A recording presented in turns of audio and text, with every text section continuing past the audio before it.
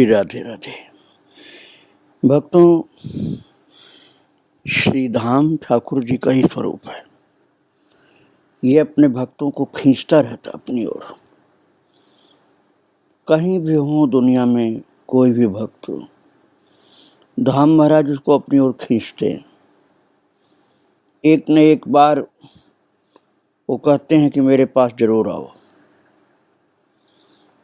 इसीलिए खींचे हुए चले आते हैं लोग। और ऐसा ही हुआ था धीरेन्द्र नाथ के साथ भी। आप लोगों ने कल श्रवण किया था, पिताजी ने बहुत शक्ति लगाई। 2-3 पुलिस वाले और एक दरोगा लेकर के कि बेटे को मुझे आश्रम से ले आना है। लेकिन आखिर में जब बड़े बाबा ने उनको दर्शन देकर कहा, धीरेन्द्र मेरा है, कब तक मोह में सोते रहोगे, फिर वो चरणों में पड़ गए। और अब धीरेन्द्र नवद्वीप में रह रहे थे, समाजवाड़ी में, बाबा रामदास जी के चरणों में। लेकिन कुछ दिन बाद फिर धीरेन्द्र नाथ के हृदय में श्री वृंदावन में जाकर भजन करने की तीव्र इच्छा जगी। उन्होंने गुरुदेव से आज्ञा लेकर वृंदावन के लिए प्रस्थान किया। और भक्तों, जब वो वृंदावन धाम में आए तो उन्होंने शाह जी के मंदिर के पास एक धर्मशाला में आश्रय लिया।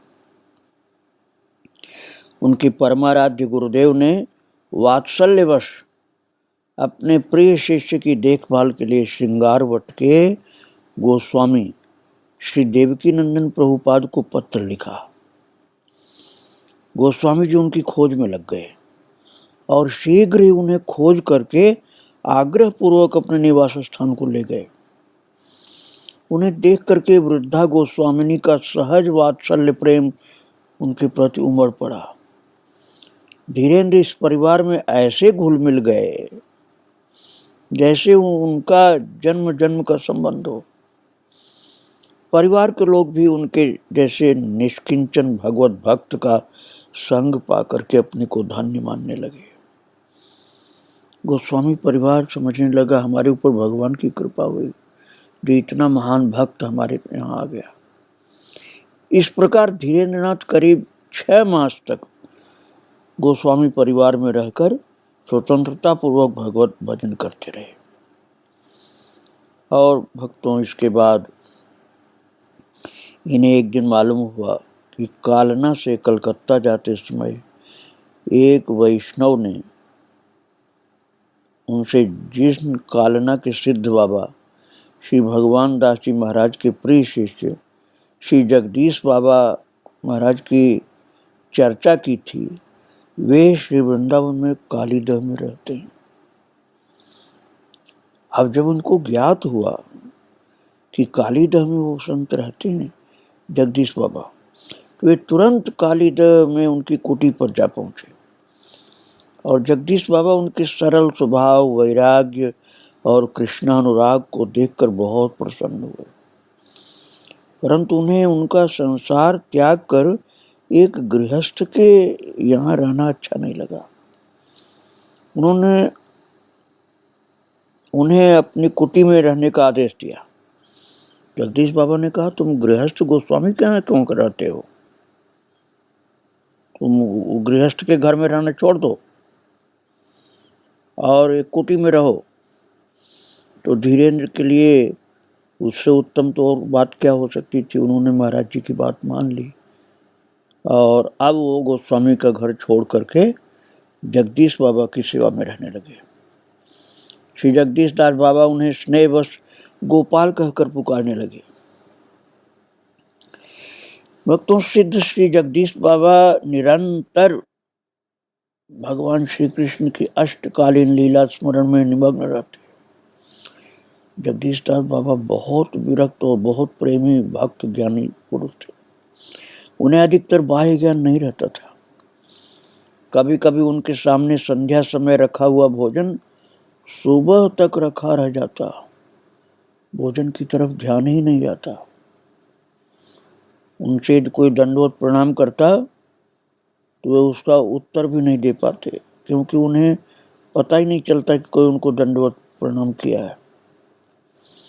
इसलिए उन्होंने अपने सेवकों से कह रखा था कि कोई महात्मा आए तो उन्हें बता दें, नहीं तो वो दुखी होंगे कि हमने दंडवत किया और महाराज जी हमको देखे भी नहीं।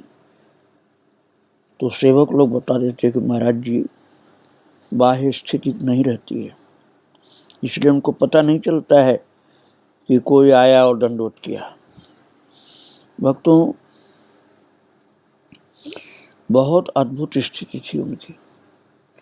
अहरनिश भाव समाधि में डूबे रहना उनकी सहज स्थिति थी। धीरेन्द्र उनके आदेशानुसार अष्टकालीन लीला स्मरण की पद्धति से भजन करने लगे। वे हर समय यमुना पुलिन की निबिड़ निकुंजों और वनों में विचरण करते हुए समयोपयोगी लीला की भावना किया करते थे। उनकी बाह्य चेष्टा देख करके ऐसा जान पड़ता था कि कोई पागल व्यक्ति यूं ही इधर उधर घूम रहा है। उन्हें इस तरह डोलते देखकर कभी कभी वृंदावन के लोग श्री जगदीश दास बाबा से उनकी शिकायत करते।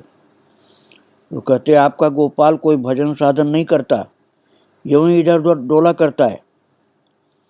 बाबा उन्हें समझा कर कहते, श्रेष्ठ भजन तो वही है जो गोपाल करता है, वो भजन के सिवा और कुछ कर ही नहीं सकता है। क्योंकि जगदीश दास बाबा समझते थे धीरेन्द्र अर्थात गौरांग दास बाबा को। एक दिन संध्या समय धीरेन्द्रनाथ जगदीश दास बाबा के समीप बैठे थे। बाबा सदा की भांति भाव समाधि में लीन थे। वे एकदम बोल पड़े, देख गोपाल, देख देख, लाल जी की शोभा कैसी सुंदर है। दोनों भैया झूमते झामते कैसे चले आ रहे हैं। गैयों के खुर से उड़े रजकण अलकावलियों पर कैसे शोभायमान है। रंग बिरंगे फूलों के आभूषण कितने अच्छे लग रहे हैं। धीरेन्द्रनाथ ने कहा, बाबा मुझे तो कुछ भी नहीं दिख रहा है। कुछ देर बाद बाबा ने उत्तर दिया, तुझे दिखेगा, और चुप हो गए। भक्तों, इस तरह से महान पुरुषों का संग धीरेन्द्र को मिल गया। श्री जगदीश दास बाबा ने धीरेन्द्रनाथ को तीव्र मेधा शक्ति तथा असाधारण भजन का अनुराग का परिचय प्राप्त करके ये सोचकर कि उनके द्वारा भविष्य में वैष्णव समाज का उपकार होगा, उन्हें गौड़ीय वैष्णव संप्रदाय के प्रसिद्ध संत गोवर्धन के श्री पंडित बाबा, जिनका नाम था रामकृष्ण दास, उनके निकट शास्त्राध्ययन करने और उनके सत्संग में रहकर भजन करने का आदेश दिया।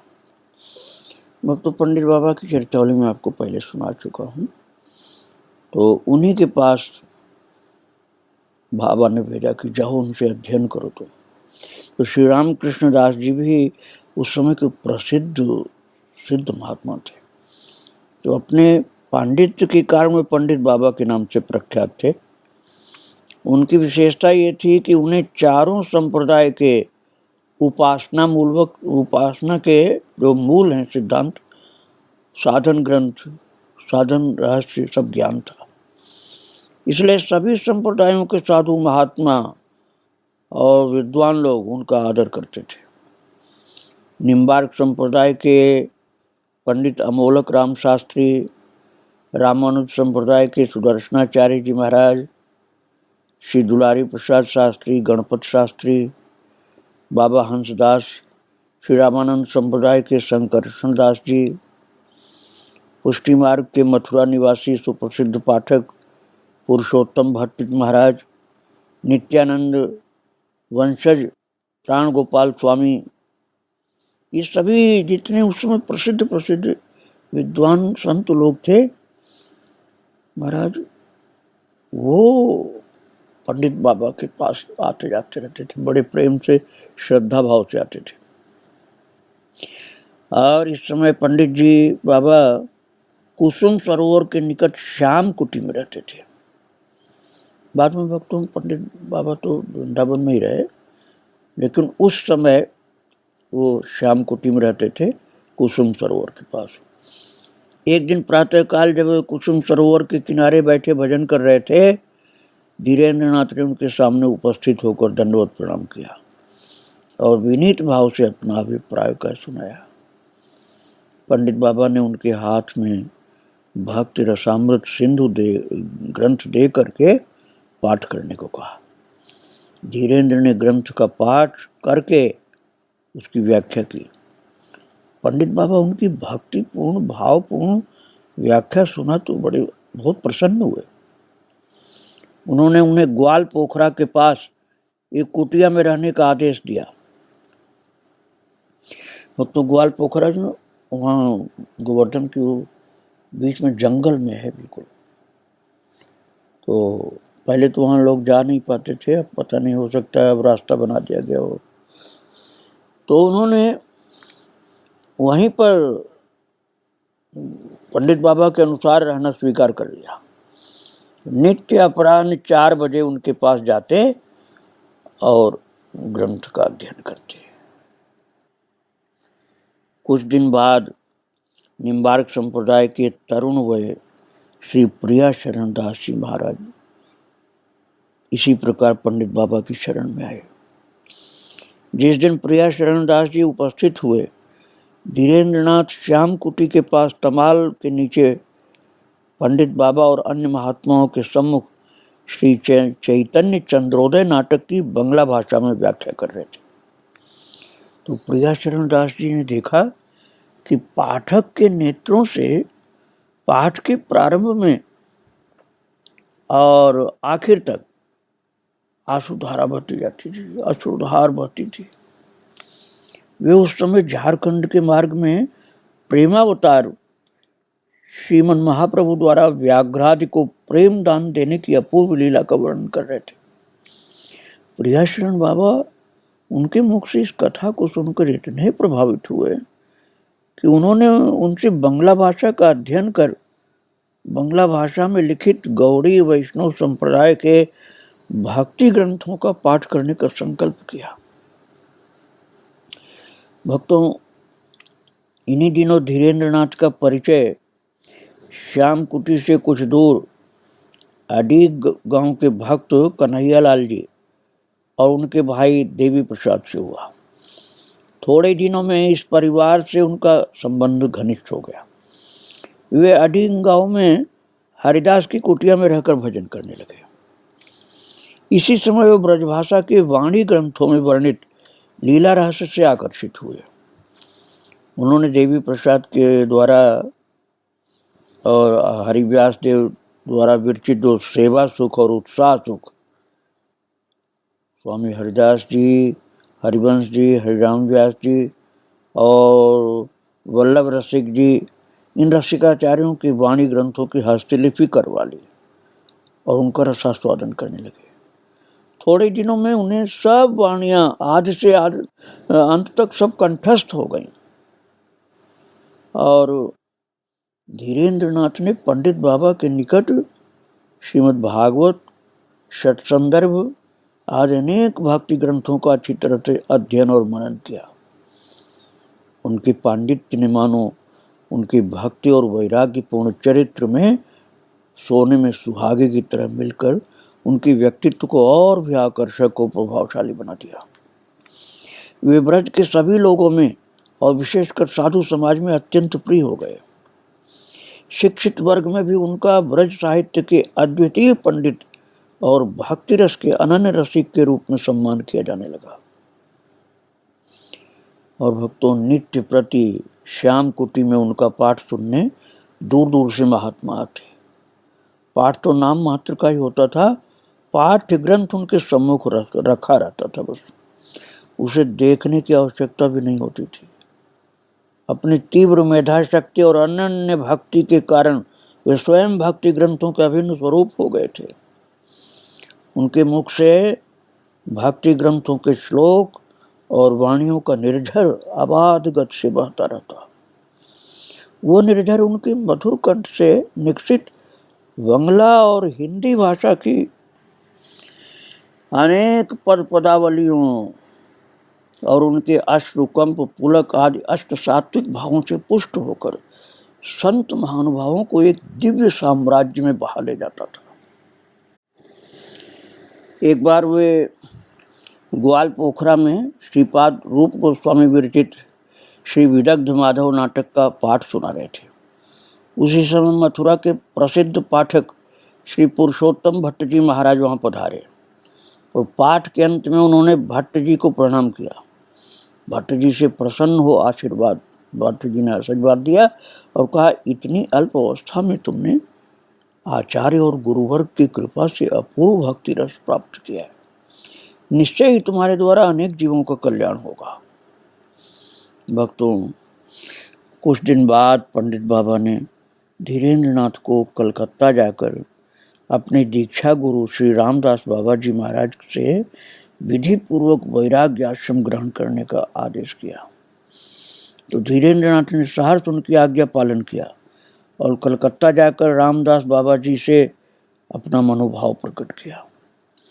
वे धीरेन्द्र नाथ को अपने साथ जगन्नाथपुरी ले गए और वहाँ हरिदास ठाकुर मठ में वैराग्य आश्रम की विधि पूर्वक दीक्षा दी और कहा, बेटा अब आज से तुम्हारा धीरेन्द्र नाथ नाम नहीं रहेगा, अब आज से तुम्हारा गौरांग दास ही नाम रहेगा, क्योंकि मैंने तुम्हें वैराग्य आश्रम की विधि पूर्वक दीक्षा दे दी और अब विरक्त वेश ही धारण करना होगा तुमको।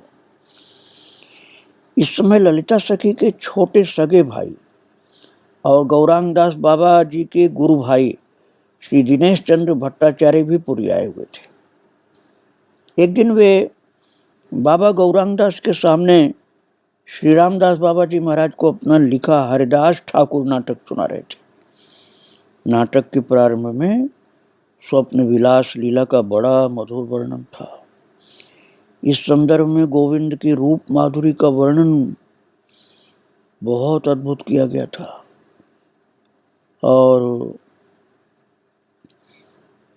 अब उसका भाव आप समझिए कि ये चाँद जैसा मुखड़ा कौन से विधाता ने गढ़ा है और कौन से विधाता ने बनाई ही सुंदर आंखें। उन्हें देखते ही मेरे प्राण जैसे ऐसे हो जाते हैं कि मेरे प्राणों को छोड़ करके और कौन जानता है। रत्न निकाल करके बड़े यत्न से किसने कान गढ़े हैं। मेरी पांचों इंद्रियां और मन जोगी होकर जिनका ध्यान करने को विवश हैं। अमृत के मधुर बोल अमृत की डालियों की तरह से मेरे हाथ पर गिरते। इस प्रकार से विधाता ने यदि इन्हें न बनाया होता तो मैं इन्हें तोड़कर खा लेता। बहुत अद्भुत भाव था दोस्तों। ये मुकुट की लटकन नहीं कामदेव के गले की जैसे फांसी है। न जाने इस तरह मुकुट धारण करना कहाँ से सीखा है। हाय, मैंने तो जी भर के मुकुट के दर्शन नहीं किए। मेरे हृदय में यही पीड़ा है।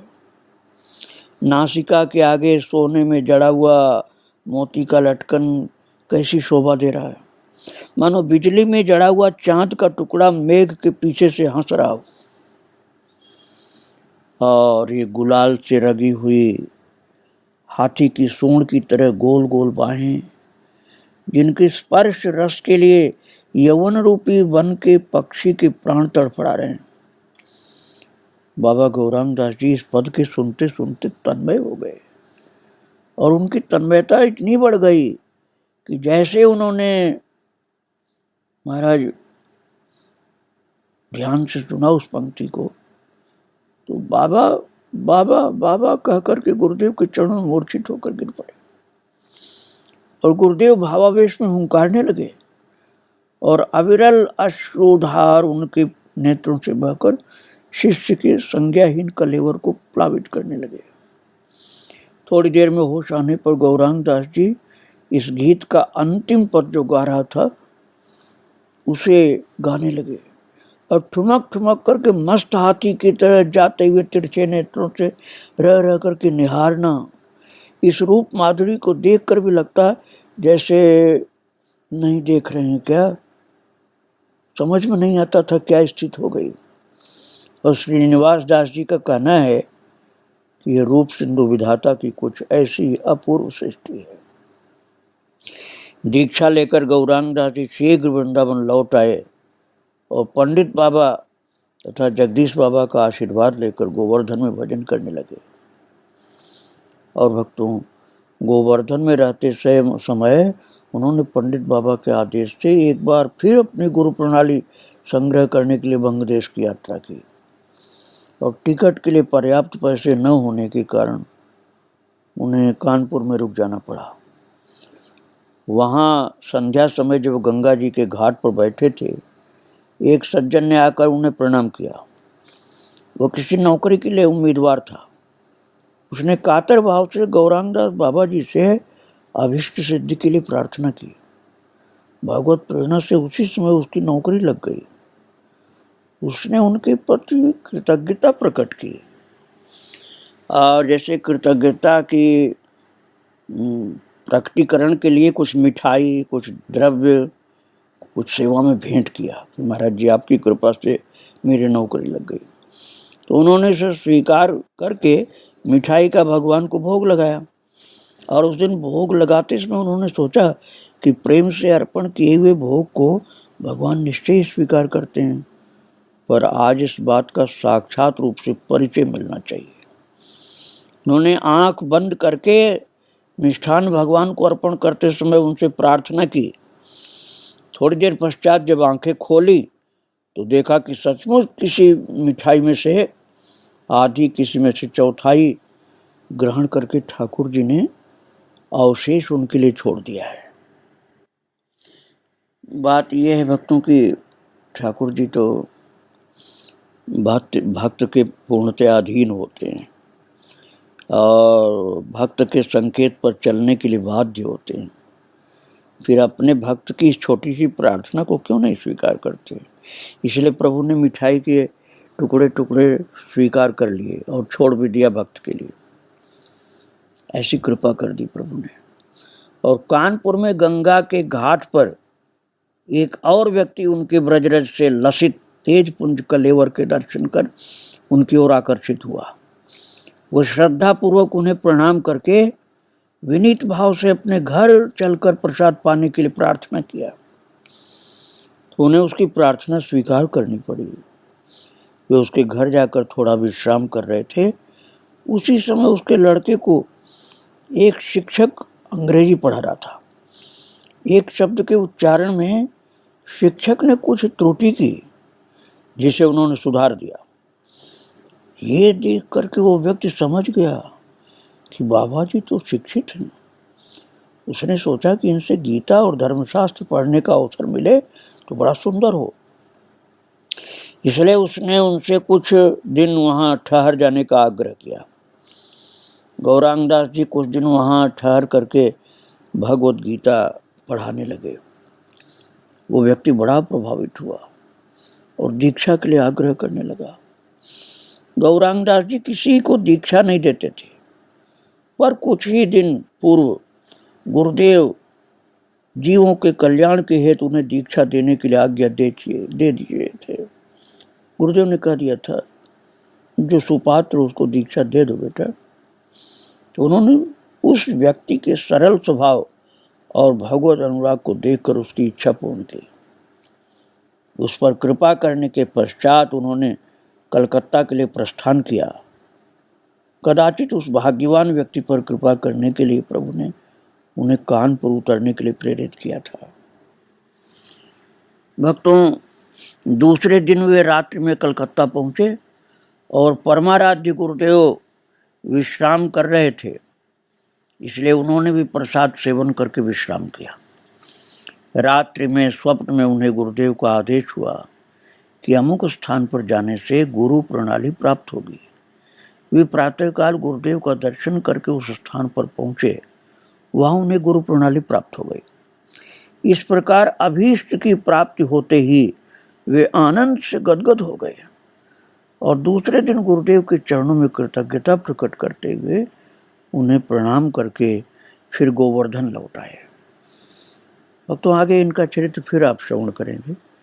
आज महाराज जी को प्रणाम करके यहीं विराम दे रहा हूँ। श्री राधे राधे, जय श्री राधे राधे।